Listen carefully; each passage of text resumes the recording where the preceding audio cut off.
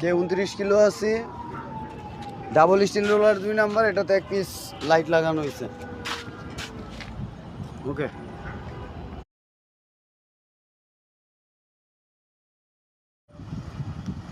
এই গাড়িটা আমরা কালকে সব বিকালে কাজ করছি, এখন ওকে আছে। সকালবেলা মর্নিংয়ের ড্রিউটি।